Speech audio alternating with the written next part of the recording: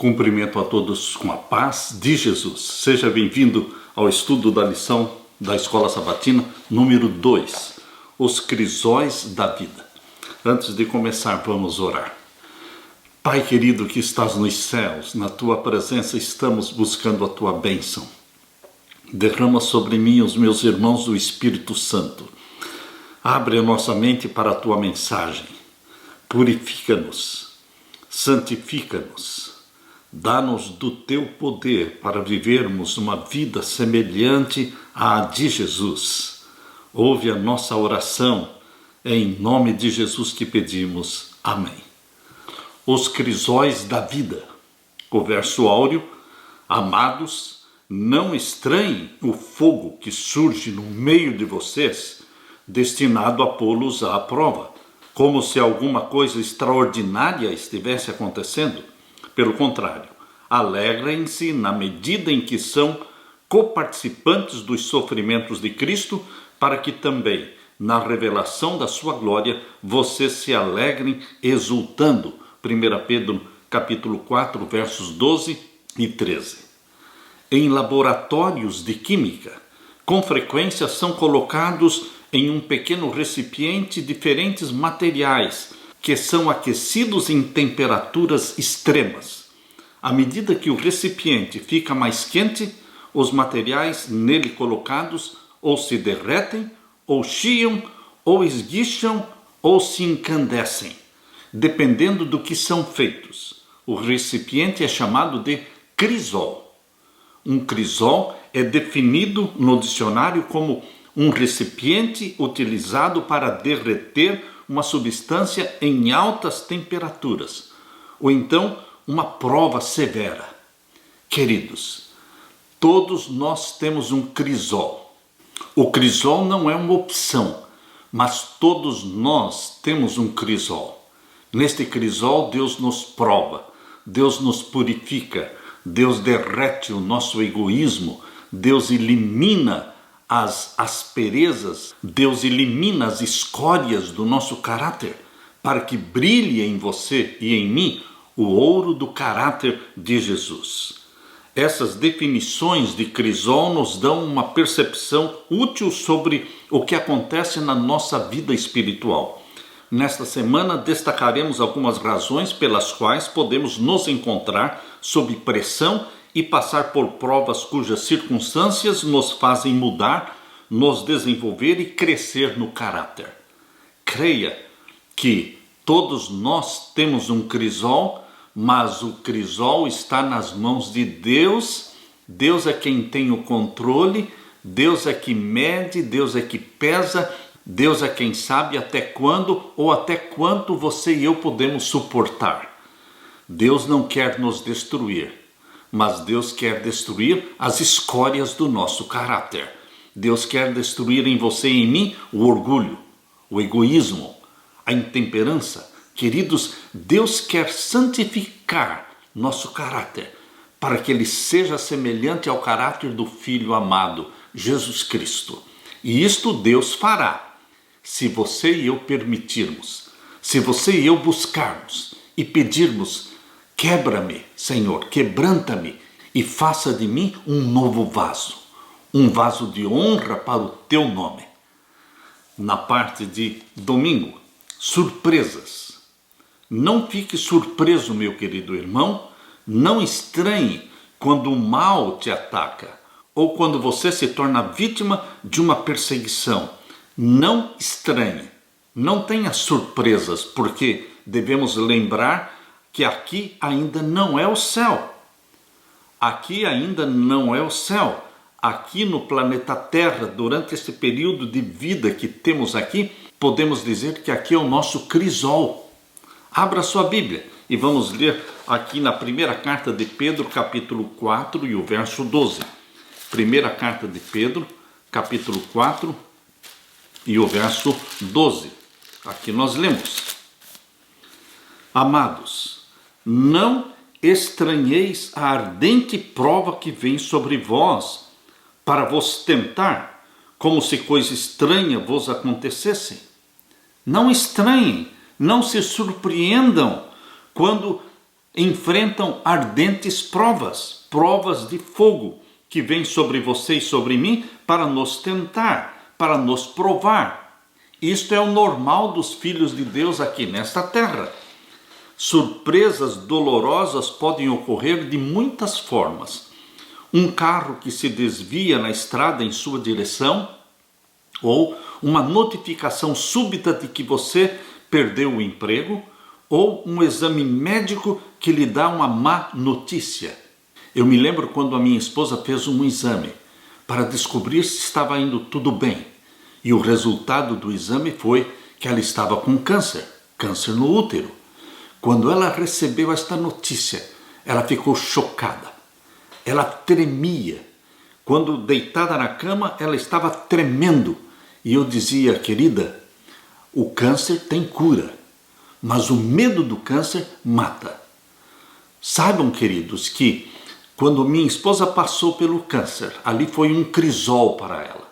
Mas ela saiu purificada, ela saiu mais forte do que antes. Queridos, Deus não permite um mal para destruir você.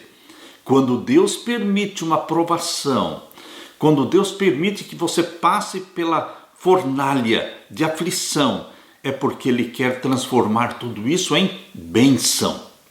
Portanto, quando você recebe o exame médico que lhe traz uma má notícia, quando você é atraído por alguém que você imaginava que o amava, entenda que é o crisol da vida. Nesta semana, veremos alguns tipos específicos de situações dolorosas ou crisóis que não nos deveriam surpreender. Quando nós lemos aqui na primeira carta de Pedro, capítulo 4 e o verso 12, amados, não estranheis a ardente prova que vem sobre vós para vos tentar. Queridos, quando estamos lendo este verso, deveremos entender que Pedro está exortando seus leitores a não cair na armadilha de acreditar que tribulações ou dificuldades atrozes sejam alheias à experiência cristã. Não, queridos. Dificuldades, provações e tribulações não são alheias. Não se surpreenda, porque você ainda não está no céu. Você está na terra. E aqui é um campo de batalha entre o bem e o mal. Você e eu assumimos um lado desta batalha, o lado do nosso Senhor Jesus Cristo, sendo então odiados por Satanás e atacados por Satanás. Mas aqueles que estão com Jesus Cristo lembram-se de que Ele, Jesus, é o vitorioso. E nós também somos vitoriosos naquele que nos fortalece, em Cristo que nos fortalece.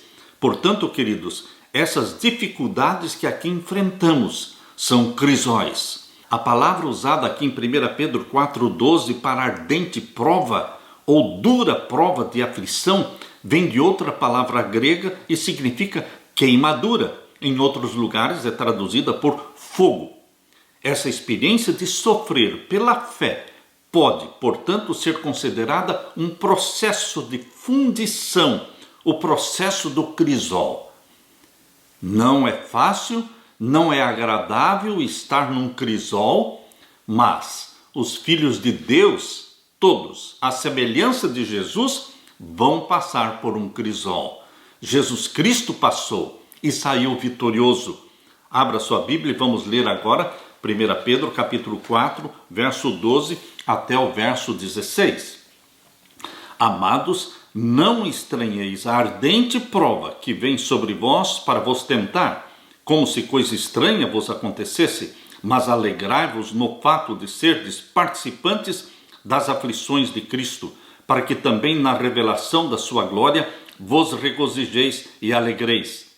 Aqui diz Pedro, alegremo-nos pelo fato de sermos participantes das aflições de Cristo. Perseguiram a Jesus, perseguirão também a você e a mim, porque Cristo está estampado no seu rosto, na sua vida. Nós somos o Cristo na terra hoje, porque somos representantes dele. Portanto, vamos passar pelas aflições de Cristo. Para quê?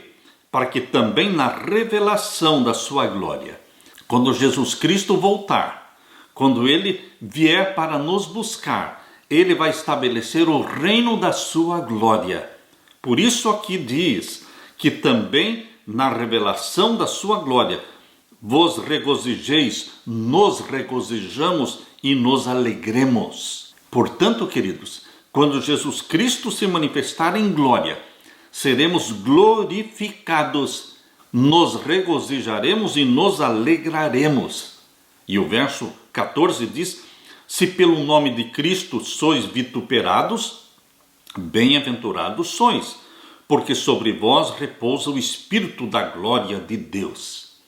Se você e eu somos perseguidos, se você e eu sofremos por causa do nome de Cristo, porque somos testemunhas de Jesus, então seremos bem-aventurados, porque sobre nós repousa o Espírito da glória de Deus. Aleluia! E o verso 15 diz: que nenhum de vós padeça como homicida ou ladrão ou malfeitor, ou como o que se intromete em negócios alheios. O que Pedro está dizendo é que não deveremos sofrer por causa da nossa vida pecaminosa, de homicida, ou de ladrão, ou de malfeitor, ou como o que se intromete em negócios alheios. Há muitas pessoas que sofrem por motivos criados por elas mesmas. Queridos, aqui diz o verso 16: mas se padece como cristão, não se envergonhe, antes glorifique a Deus nesta parte. Se o nosso sofrimento vem porque nós amamos a Jesus, porque nós somos fiéis a Jesus Cristo, então bendito seja Deus. Então somos bem-aventurados, porque estamos participando das aflições de nosso Senhor Jesus Cristo. Muitos são surpreendidos pelo sofrimento porque têm uma visão muito simplificada da vida cristã. Existem dois lados nesta vida, queridos. Existe o lado de Deus, Deus que é bom, e existe o lado de Satanás, que é mau. Com frequência, colocamos automaticamente tudo que é bom na caixa de Deus e tudo que é ruim na caixa de Satanás. Mas a vida não é tão simples, porque Deus permite o mal. Todo o mal que nos acontece passou pelas mãos do nosso Pai Celestial. Ele mediu, ele pesou e então liberou a provação, com fins de nos purificar, com a finalidade de nos santificar. Caminhar com Deus pode ser desafiador e difícil, e seguir a Satanás pode muitas vezes parecer vantajoso.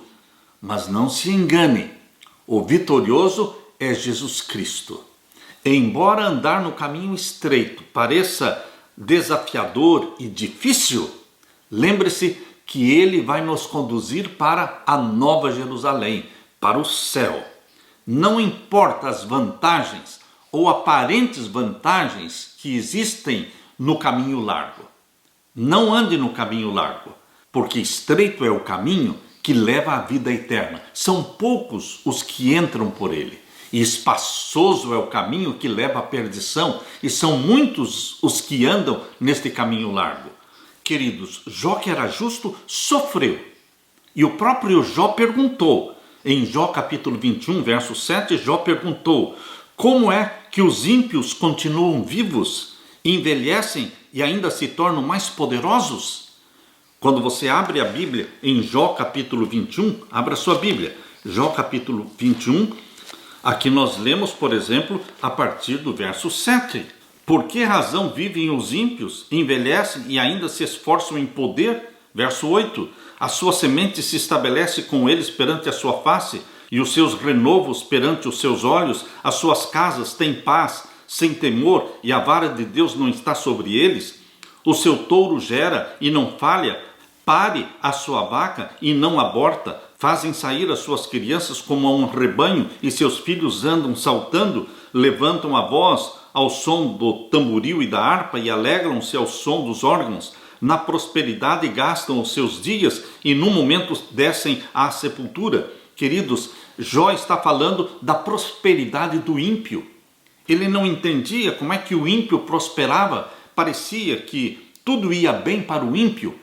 Davi também expressou este mesmo sentimento nos Salmos. da prosperidade dos ímpios. Mas, queridos, tudo o que os ímpios têm é esta vida. Eles não vão ter uma vida eterna, uma vida glorificada, uma vida no novo céu e na nova terra. Tudo o que os ímpios têm é esta vida presente. E aparentemente eles podem levar vantagens. Este mesmo sentimento de indignação do rei Davi e também do próprio Jó, também muitas vezes nós nutrimos no nosso pensamento. Por que é que existe prosperidade para os bandidos, para os traficantes? Por que nós perguntamos, parece que vai tudo bem para os ímpios? Mas, queridos, espere mais um pouco e você vai ver que os ímpios desaparecerão e nós seremos glorificados e vamos herdar a terra. Nós vamos herdar a terra. Nós lemos claramente isso em Salmos 37. Abra sua Bíblia no Salmo 37. Aqui nós lemos: descansa no Senhor, verso 7. Descansa no Senhor e espera nele. Não te indignes por causa daquele que prospera em seu caminho, por causa do homem que executa astutos intentos. Não fique indignado com a prosperidade do ímpio, mas, verso 8, deixe a ira e abandone o furor, não te indignes para fazer o mal, porque os malfeitores serão desarraigados, mas aqueles que esperam no Senhor herdarão a terra. Pois ainda um pouco, diz o verso 10, Salmo 37, verso 10, pois ainda um pouco e o ímpio não existirá, olharás para o seu lugar e não aparecerá, mas os mansos herdarão a terra e se deleitarão na abundância de paz. Portanto, queridos, este mesmo sentimento de indignação que existiu na mente de Jó, e existiu também na mente de Davi, às vezes nós também somos apanhados com o mesmo sentimento. Capítulo 37 de Salmo, verso 1 diz: não te indignes por causa dos malfeitores, nem tenhas inveja dos que obram a iniquidade, porque cedo serão ceifados como a erva e murcharão como a verdura. E o conselho que Deus está dando para você é: confie no Senhor e faça o bem. Habitará na terra e verdadeiramente será alimentado.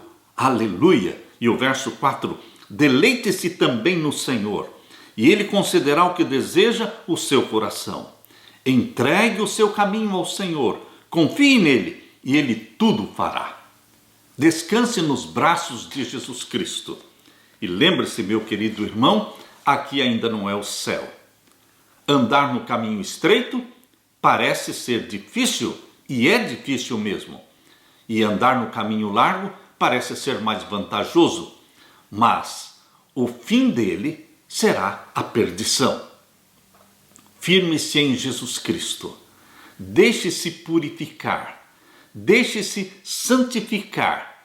E entenda que Deus está no controle da sua vida e da minha vida para transformar o mal em bem.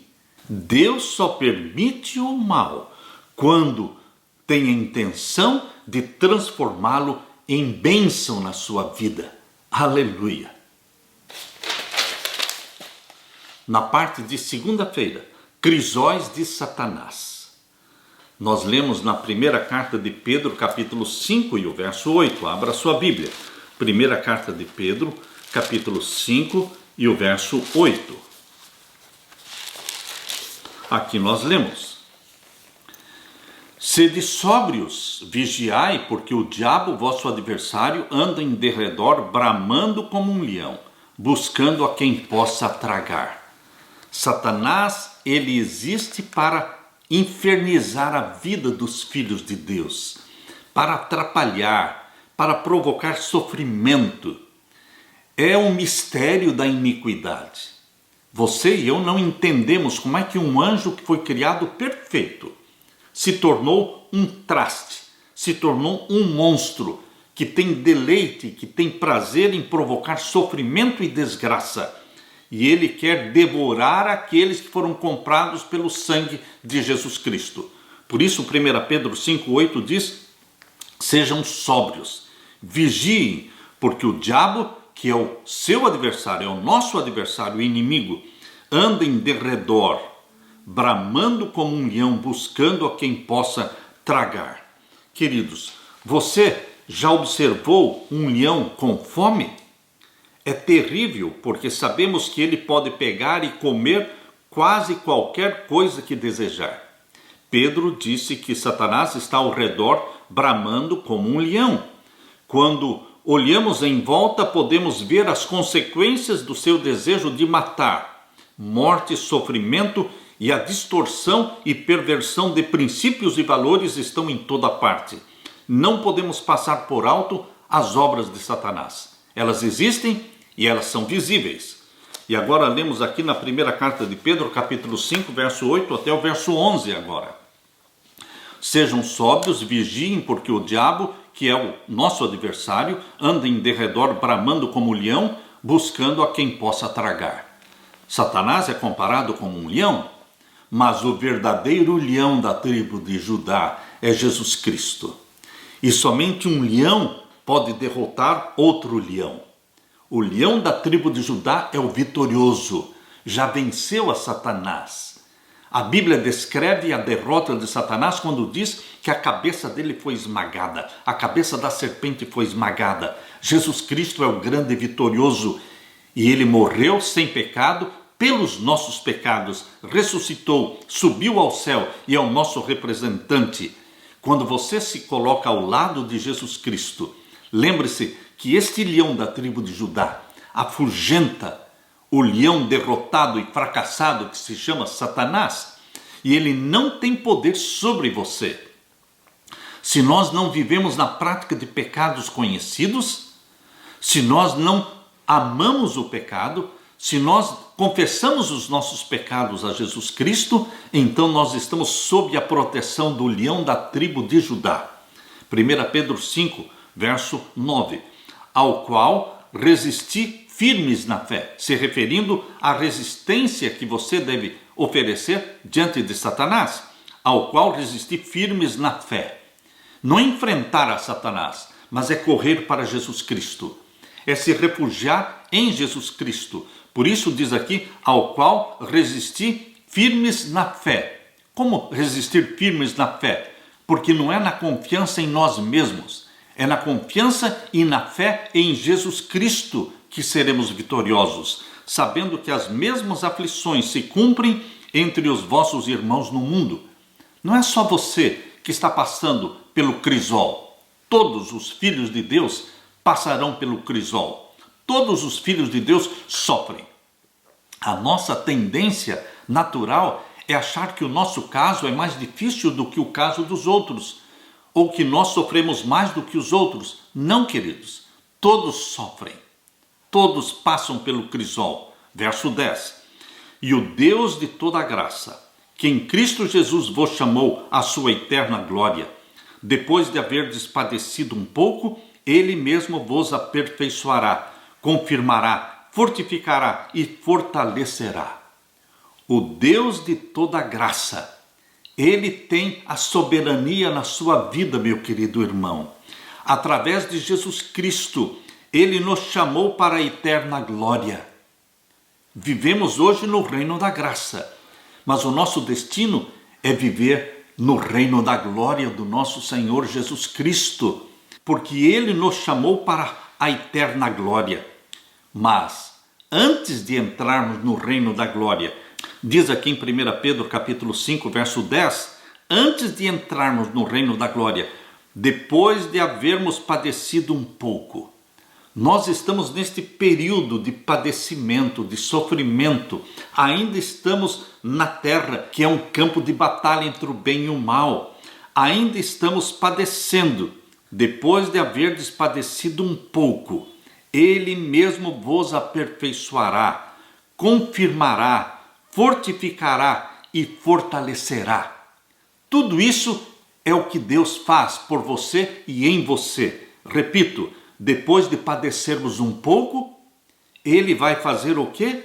Ele vai nos aperfeiçoar, ele vai confirmar a nossa fé, Ele vai fortificar você e ele vai fortalecer.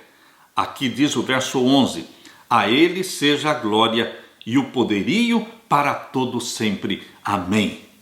A Deus, o soberano, aquele que está acima de tudo e acima de todos, seja toda a glória. Queridos, embora devamos estar cientes da realidade do poder do nosso inimigo, que é Satanás, nunca podemos desanimar, pois precisamos sempre nos lembrar de que Jesus derrotou a Satanás. Ele não vai derrotar a Satanás, ele já derrotou a Satanás. Jesus Cristo já morreu sem pecado. Jesus Cristo já morreu pelos nossos pecados. Jesus Cristo já deixou a sepultura vazia, o túmulo aberto. Jesus Cristo já ascendeu ao céu. Jesus Cristo já é o nosso representante no céu. Jesus Cristo vai voltar a esta terra para buscar aqueles que foram comprados pelo seu sangue. Jesus já derrotou Satanás. E enquanto estivermos ligados a Jesus pela fé, nunca seremos vencidos. Nunca seremos vencidos. Se pecarmos, confessaremos os nossos pecados e Ele nos perdoará no mesmo instante. E o nosso nome continua firme ali no livro da vida do Cordeiro. Mesmo quando nós pecamos e confessamos os nossos pecados, o nosso nome permanece no livro da vida. Por causa da cruz, a vitória de Jesus é a nossa vitória. Por isso, queridos, nós lemos em Apocalipse capítulo 12 e o verso 11. Aqui em Apocalipse capítulo 12 e o verso 11. Abra sua Bíblia. Aqui nós lemos. Veja que linda é essa promessa. E eles o venceram pelo sangue do Cordeiro. Quem são estes eles o venceram? Coloque o seu nome aqui, meu querido irmão. E eles o venceram. Coloque o seu nome aqui. Como é que você venceu? Como é que eu venço? Pelo sangue do Cordeiro e pela palavra do nosso testemunho, e não amamos as nossas vidas até a morte. Se preciso for, morreremos por Jesus. Se preciso for, viveremos por Jesus. Porque Paulo disse, para mim o viver é Cristo e o morrer é lucro. Que esta decisão de Paulo seja a sua decisão e a nossa decisão. Para mim, repita com o apóstolo Paulo, para mim o viver é Cristo e o morrer é lucro. Aleluia! Na parte de terça-feira, crisóis do pecado. O crisol nas mãos de Deus sempre será usado para purificar, não para destruir, para santificar. Porém, muitos perderam a fé no crisol. Por exemplo, na vida do primeiro rei de Israel, Saul, o crisol se chamava Davi. Davi se tornou o crisol na vida de Saul. E Saul gastou a vida toda tentando destruir o crisol, acabar com o crisol, tirar a vida de Davi. Passou a vida toda tentando sair do crisol, eliminar o crisol. Ele não entendeu que Deus permitiu que Davi entrasse na vida dele para eliminar dele o orgulho. Queridos, quando Saul ouviu o povo gritando, dizendo, Saul matou a 1000, mas Davi matou 10.000, e eles aplaudiram Davi pela vitória que Davi teve quando matou Golias. Queridos, Satanás se apossou da mente de Saul, colocou na mente dele ódio, inveja, egoísmo, orgulho, e ele gastou a vida toda perseguindo Davi. Ou seja, ele não entendeu que Deus estava usando Davi para purificá-lo, e ele se revoltou contra o crisol de Deus. Não se revolte contra o crisol de Deus. Não tente destruir o crisol que Deus está usando para purificar a sua vida. Muitos são aqueles que já perderam a fé no crisol e que se perderam no crisol. Queridos, o crisol de Deus não é para que você perca a fé, não é para que você perca a salvação. O crisol de Deus é para purificar, para santificar. Nós lemos aqui em Romanos capítulo 1, abra sua Bíblia, Romanos capítulo 1 e o verso 18. Romanos capítulo 1 e o verso 18. Aqui nós lemos: porque do céu se manifesta a ira de Deus sobre toda impiedade e injustiça dos homens, que detêm a verdade em injustiça. Queridos, tudo o que fazemos tem consequências. Se você permanecer ao sol forte com um sorvete, ele vai se derreter. Se você colocar uma manteiga ao sol, ela vai se derreter. Se você colocar um pedaço de barro, de lama ao sol, ela vai endurecer. Queridos, causa e efeito andam sempre juntos. Não importa quanto queiramos que as coisas sejam diferentes, com o pecado ocorre a mesma coisa.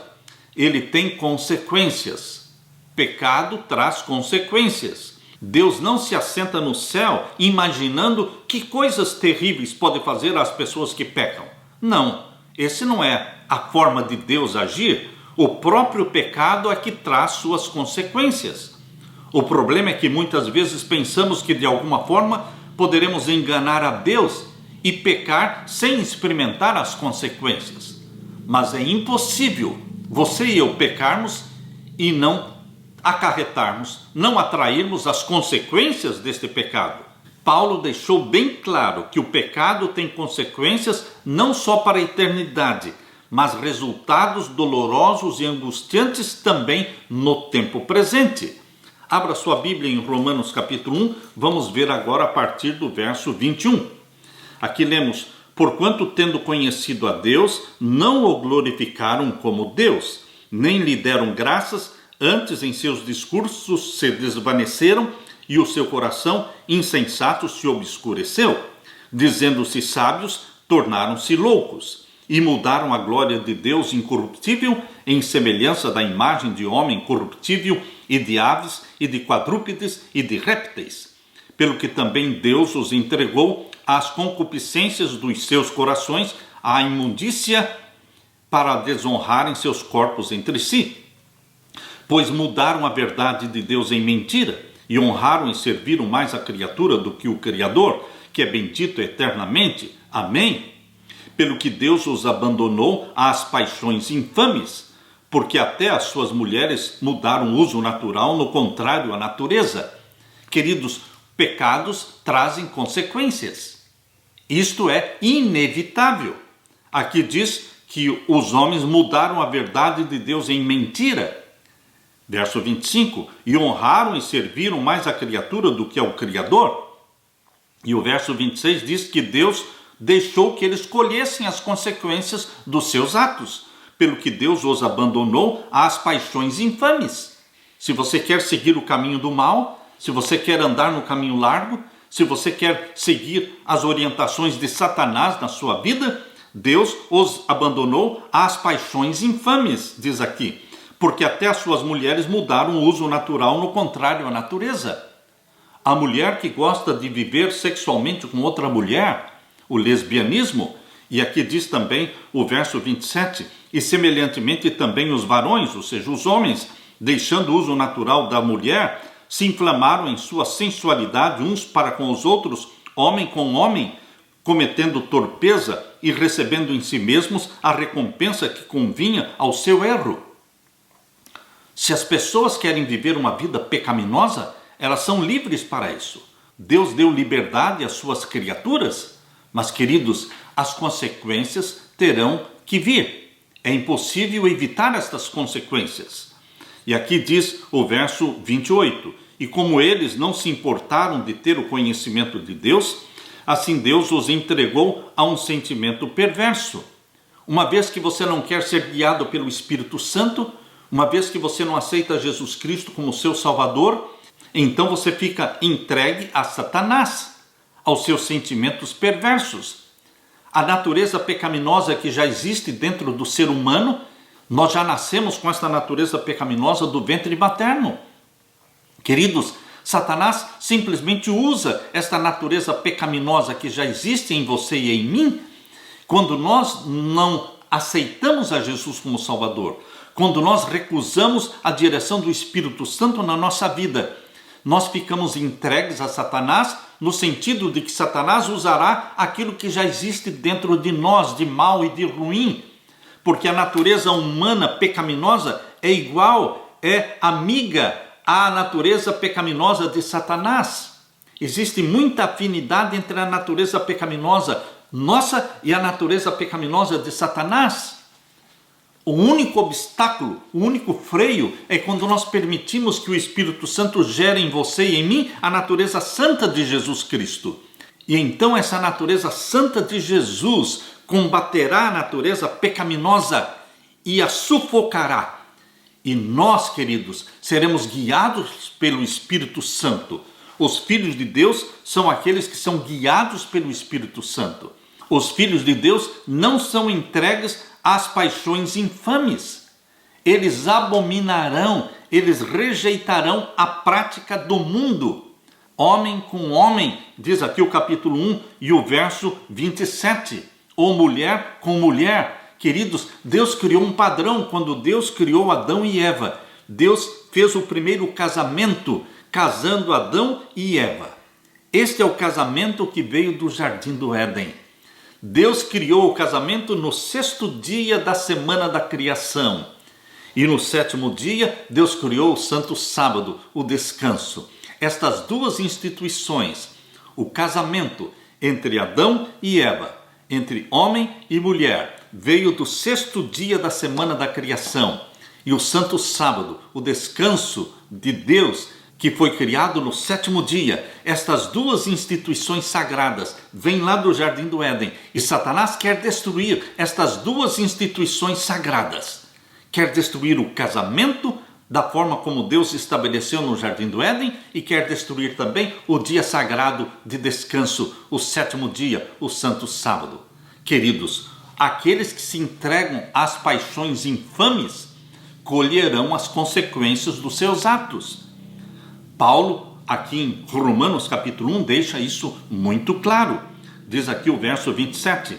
Semelhantemente também os homens, deixando o uso natural da mulher, se inflamaram em sua sensualidade uns com os outros, varão com varão, ou seja, homem com homem, cometendo torpeza e recebendo em si mesmos a recompensa que convinha ao seu erro. Existe consequência. Você quer seguir o caminho do pecado? Você é livre para seguir, mas lembre-se, existem consequências. Consequências no momento presente e consequências eternas. E aqui lemos agora o verso 28. E como eles se não importaram de ter conhecimento de Deus, assim Deus os entregou a um sentimento perverso. Você não quer saber de Deus? Você se afasta de Deus, se rebela contra Deus, então você é entregue a um sentimento perverso, ou seja, você fica sob o poder de Satanás, que controla você através do sentimento perverso.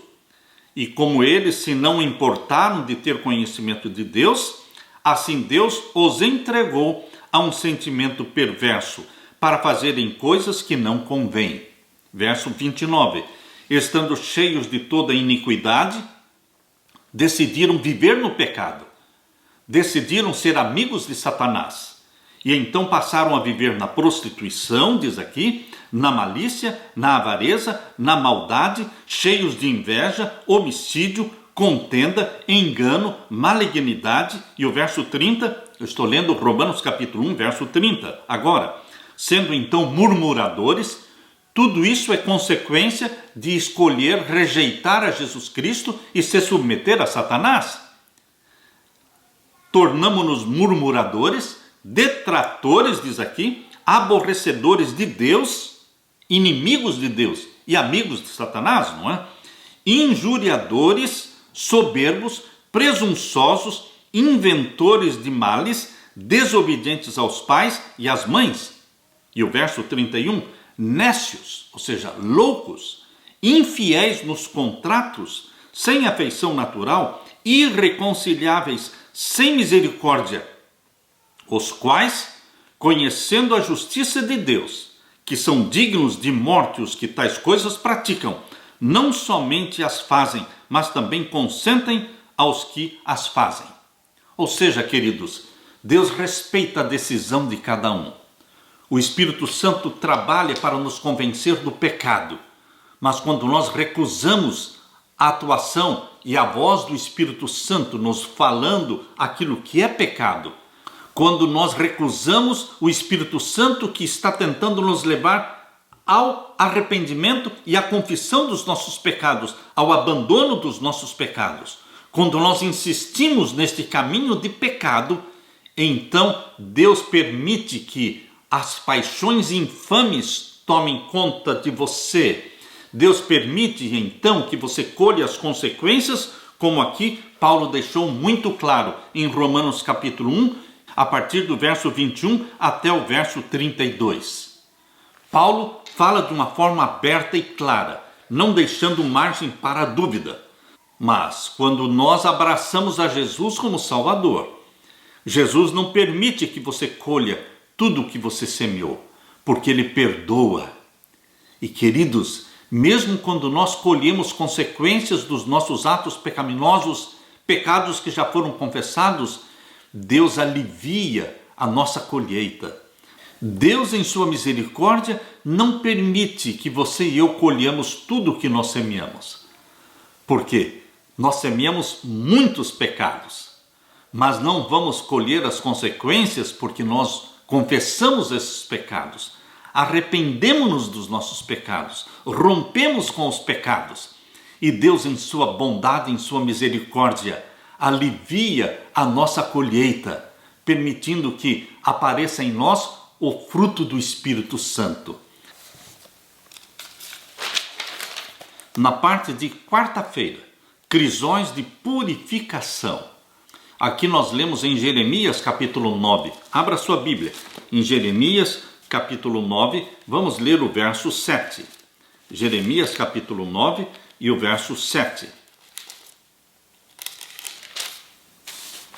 Aqui nós lemos: portanto, assim diz o Senhor dos Exércitos: eis que eu os fundirei e os provarei, porque de que outra maneira procederia com a filha do meu povo?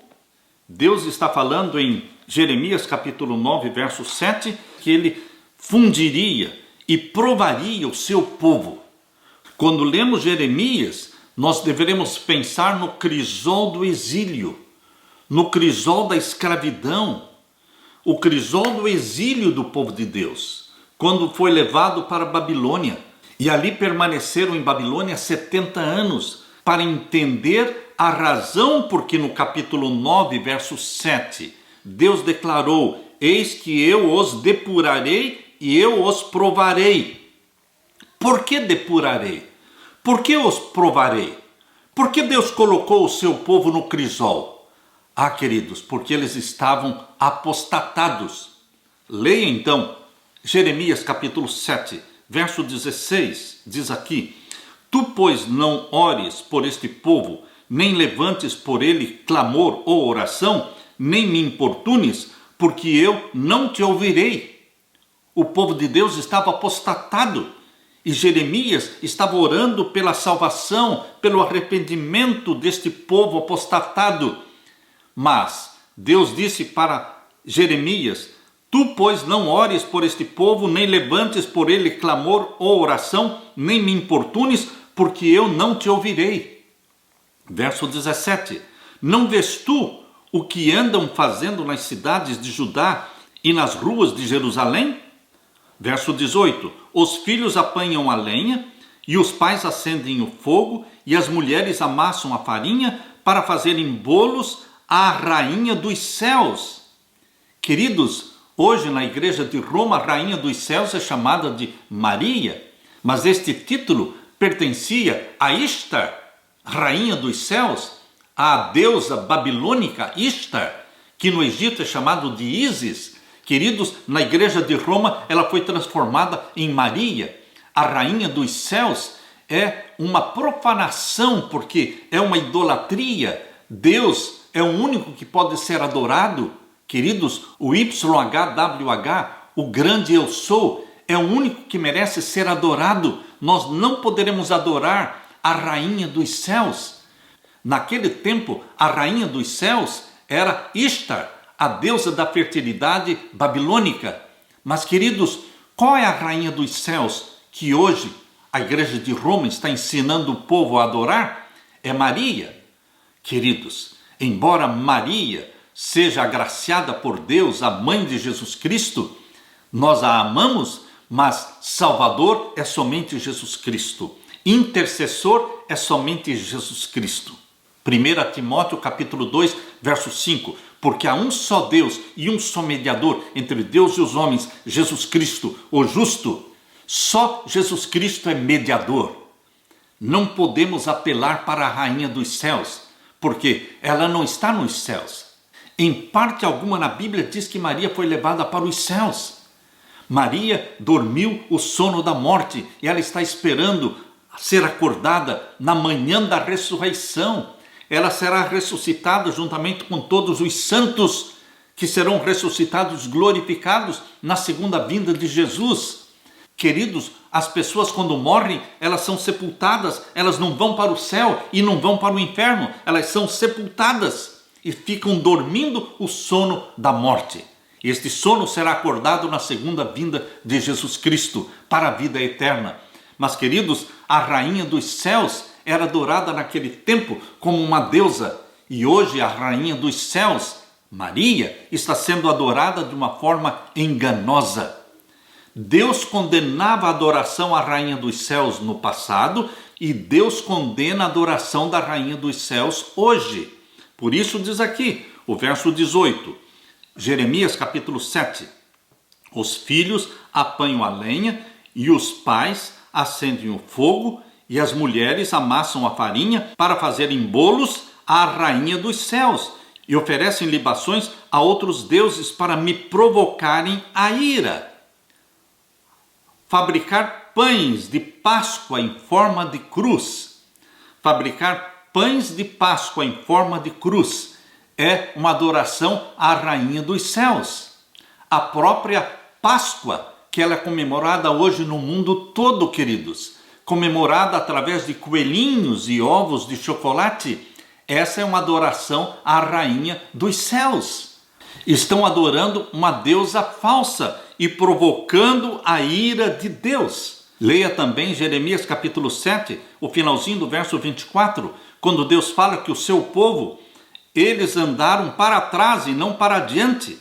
Desde o dia, verso 25, desde o dia em que vossos pais saíram da terra do Egito até hoje, enviei-vos todos os meus servos, os profetas, todos os dias madrugando e enviando-os. E aqui diz o verso 26, mas não me deram ouvidos, nem inclinaram seus ouvidos, mas endureceram a sua cerviz e fizeram pior do que os seus pais. E o verso 31, e edificaram os altos de Tofete.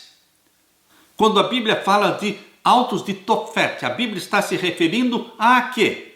Edificaram os altos de Tofete, que está no vale do filho de Inom, para queimarem no fogo seus filhos e suas filhas, o que nunca ordenei, nem me subiu ao coração.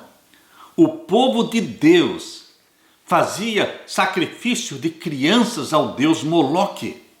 Tofete é um lugar no vale de Inom, onde ofereciam crianças ao deus Moloque, a Satanás. Isto é o que Jeremias está falando, que o povo de Deus estava fazendo naquele tempo. Queridos, por causa desta apostasia mencionada aqui em Jeremias capítulo 7, praticando um costume pagão, hoje também eles estão fazendo bolos e pães com a cruz em adoração à rainha dos céus. Essa é a adoração a Ishtar babilônica, é a adoração a Diana dos Efésios, é a adoração a Ísis do Egito. Queridos, tudo isso é idolatria.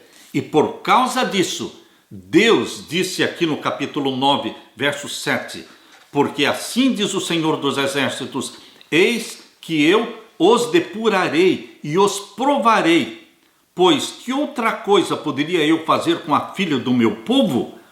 Queridos, a prova e o refinamento divinos envolvem uma ação drástica. Às vezes é necessário uma ação drástica para se obter nossa atenção.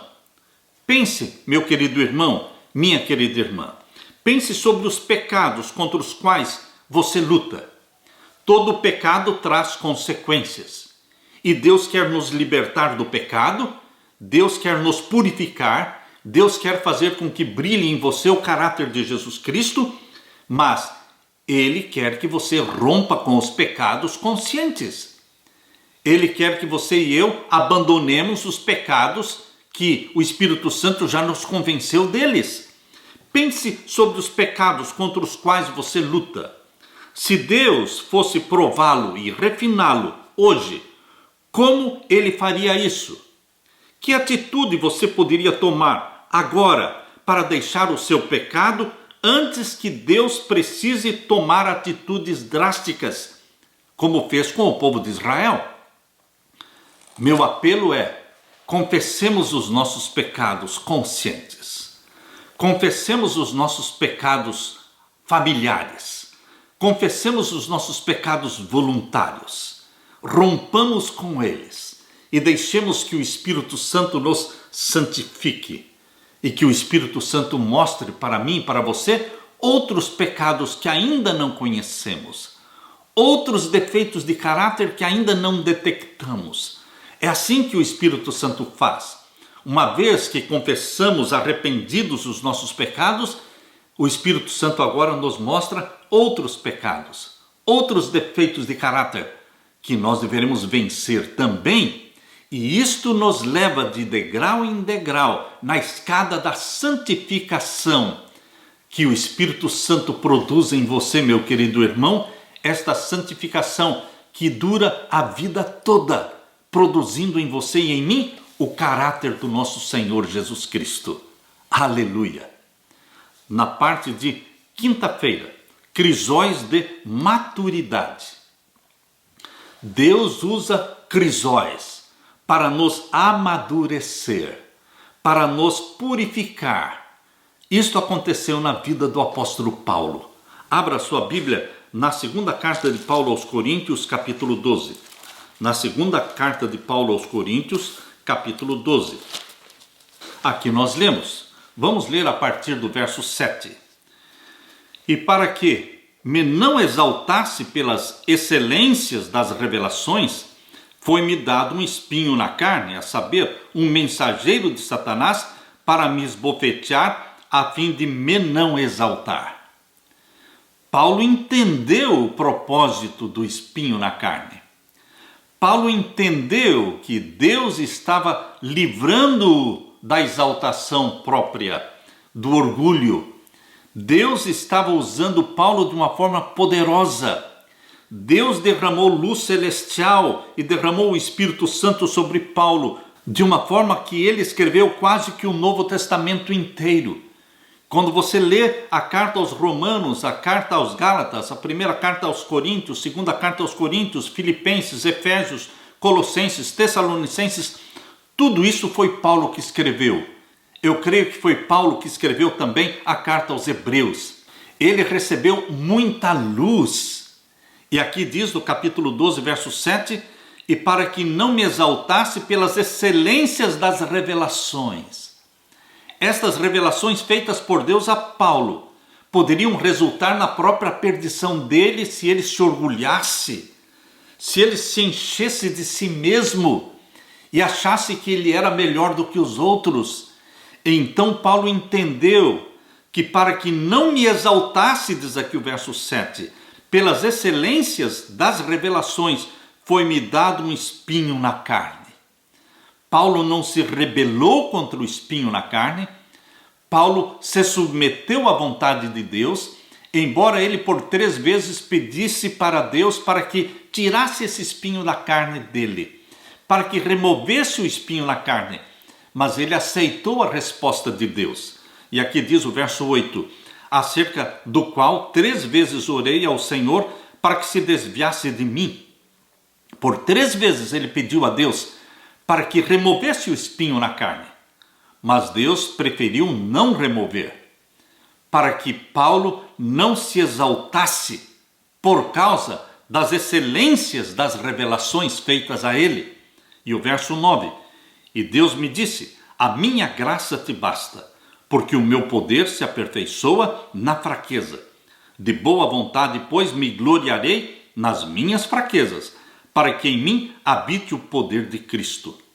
Pelo que sinto prazer nas fraquezas, nas injúrias, nas necessidades, nas perseguições, nas angústias, por amor de Cristo, porque quando estou fraco, então eu sou forte.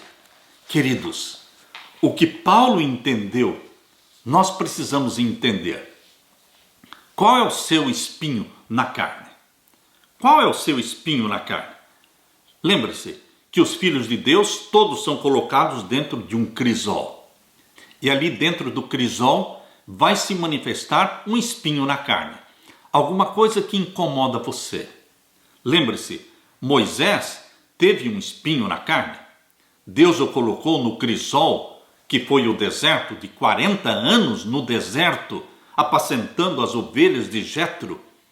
Ali, Moisés estava no crisol de Deus, para que ele se tornasse o homem mais manso da terra e pudesse se tornar o pastor do povo de Israel, da multidão de mais de 2 milhões de homens e mulheres que saíram do Egito em direção à terra de Canaã. Qual é o seu crisol, meu querido irmão? Qual foi o crisol de Daniel? Daniel recebeu excelentes revelações de Deus. Daniel era muito amado no céu. Mas qual foi o crisol de Daniel? Ele foi levado, arrancado do seu lar, do convívio com seus pais e levado para a Babilônia como escravo. E ali foi feito eunuco na corte de Babilônia, um crisol que Daniel passou por ele. Mas ali ele foi purificado, ali ele foi santificado e o caráter de Jesus Cristo brilhou em Daniel. Qual foi o crisol de João Batista? Queridos, João Batista teve uma vida curta. Ele foi levado para a prisão. E ali na prisão, ele ficou se questionando.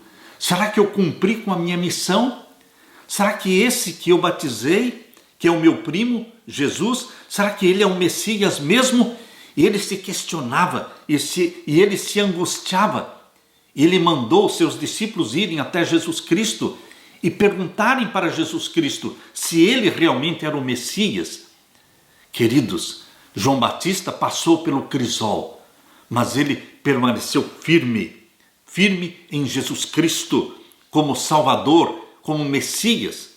Paulo passou pelo crisol. Ellen Goldwhite passou pelo crisol. Aquela pedrada que ela recebeu, que atingiu seu nariz, desfigurando o seu rosto. Queridos, com 9 anos de idade, ela não pôde estudar, ela não pôde mais frequentar a escola. O rosto de Ellen Goldie Harmon, o nome de solteira dela, Ellen Goldie Harmon, o rosto dela ficou tão desfigurado que o seu pai, quando voltou de viagem, entrou em casa, viu seus irmãos e perguntou para a mãe: onde está Ellen? Porque ele passou por Ellen no portão da entrada da casa e não reconheceu a própria filha. Tão desfigurado ficou o seu rosto. Uma vez Ellen, já depois de casada, ela disse: Deus tirou de mim todas as vaidades femininas, porque o seu rosto ficou desfigurado. Ela não continuou mais os seus estudos, mas ela foi ensinada pelo Espírito Santo. Ela desenvolveu os dons do Espírito Santo. Ela se tornou um poderoso instrumento nas mãos de Deus. Deus tem um crisol para purificar e para santificar os filhos de Deus. Deus, antes de usar uma pessoa, Deus faz com que esta pessoa seja provada, purificada, coloca-a no crisol. Queridos, Deus me tem dado muito entendimento sobre as profecias de Daniel e de Apocalipse, mas Deus também me colocou no crisol. Deus também me colocou um espinho na carne, porque Deus permitiu que me proibissem de pregar nos púlpitos das igrejas aqui no Brasil. Queridos, este é o meu crisol, este é o meu espinho na carne. Mas, assim como Paulo disse, pelas excelências das revelações, Deus permitiu este espinho na carne. Eu entendo que Deus também, para minha própria salvação, permitiu que eu recebesse esse espinho na carne, para não me exaltar, para me manter humilde servo nas mãos de Deus. Porque você e eu somos simplesmente humildes servos nas mãos de Deus. Não podemos nos exaltar porque não somos melhores do que ninguém. Somos simplesmente instrumentos nas mãos de Deus. Meu querido irmão, minha querida irmã, Deus quer usar você. Mas Deus não quer que você se perca. Deus quer que você se salve. Algumas pessoas, ao passarem pelo crisol, se revoltam contra Deus e se perdem dentro do crisol. Isto aconteceu com o rei Saul. Ele se perdeu dentro do crisol de Deus, porque ele não aceitou aquilo que Deus estava fazendo para ele, escolhendo um novo rei, que agora era Davi, o novo rei. Saul passou a vida toda rejeitando a nova escolha que Deus tinha feito. Em vez de louvar a Deus e preparar o caminho para Davi, ele tentou destruir Davi, tirar Davi do seu caminho. Por isso ele se perdeu.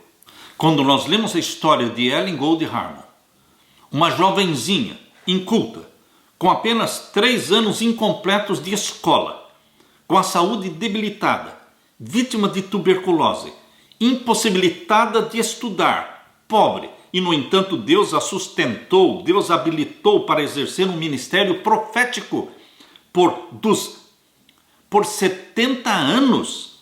Ela foi autora de mais de 50 livros, 47 mil páginas de manuscritos e cerca de 2.000 visões e sonhos.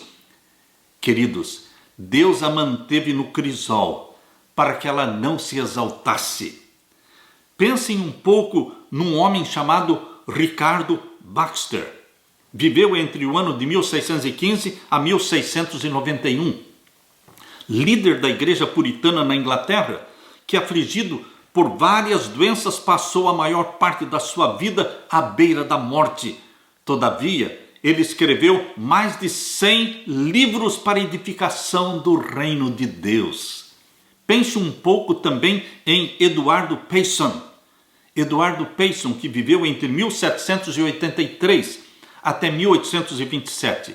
Um homem de oração de Portland, ali no Maine, Estados Unidos. Sua popularidade foi tão grande que milhares de pais no século XIX colocaram o nome de Eduardo nos seus filhos em homenagem a Eduardo Payson. Provavelmente ele foi o pastor mais influente dos Estados Unidos na primeira metade do século XIX. Ele não conheceu nunca um dia sequer de saúde e ainda assim pregava como um leão e ajudou milhares de criaturas a encontrar o caminho para Jesus. Pense também em Robert Shane, que viveu entre 1813 a 1843, se bem que um esqueleto humano ambulante abalou a Escócia com o seu zelo por Jesus. Pense um pouco em Philip Doddridge, que viveu entre 1702 a 1751, apesar de ter sido aconselhado por seus amigos a não entrar para o ministério pastoral em razão da sua péssima saúde, tornou-se uma das grandes testemunhas de Deus no púlpito.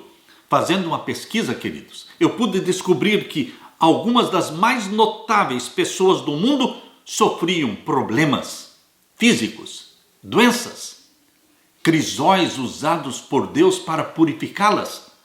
Eu li sobre Lord Byron, que viveu entre 1788 a 1824, um dos grandes poetas da Inglaterra.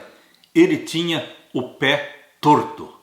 Queridos, li também sobre Roberto Louis Stevenson, que viveu entre 1850 a 1894, poeta escocês, escritor e músico. Está entre os 26 escritores mais traduzidos no mundo. Ele passou pelo crisol. Ele tinha um espinho na carne. Ele era tuberculoso. E em 1893, ele escreveu: por 14 anos não tenho tido um dia sequer de saúde. Tenho escrito aos pedaços por causa da tosse, escrito com hemorragia, porém tenho feito o meu trabalho incansavelmente e a batalha continua. Pense um pouco em Uriah Smith, pioneiro adventista, escritor e redator, o primeiro a redigir a Declaração de Princípios Fundamentais da Igreja Adventista. Ele era aleijado, ele tinha uma perna de pau. Pense um pouco em Helen Keller, autora e conferencista norte-americana. Perdeu a visão e a audição devido a uma doença quando tinha apenas 19 meses de vida. A despeito das suas deficiências físicas, dos espinhos na carne, ela disse: cada dia da minha vida agradeço a Deus 3 coisas. Dou graças a Deus por me haver concedido conhecimento das suas obras. Dou profundas graças porque Ele pôs em minhas trevas a lâmpada da fé. E profundíssimas graças porque tenho uma outra vida a ser aguardada, uma vida jubilosa de luz, flores e cânticos celestiais. Queridos, o espinho na carne existe e Deus permite e Deus não remove, porque Ele quer purificar você. Pense um pouco em John Bunyan. John Bunyan, esquecido numa prisão fria ali em Londres por 12 anos, preso por causa da sua fé em Jesus Cristo. Mas ali na prisão ele escreveu o livro mais lido depois da Bíblia, O Peregrino. Não poderia, queridos, deixar de mencionar o nome de Fanny Crosby. Fanny Crosby teve o seu espinho na carne.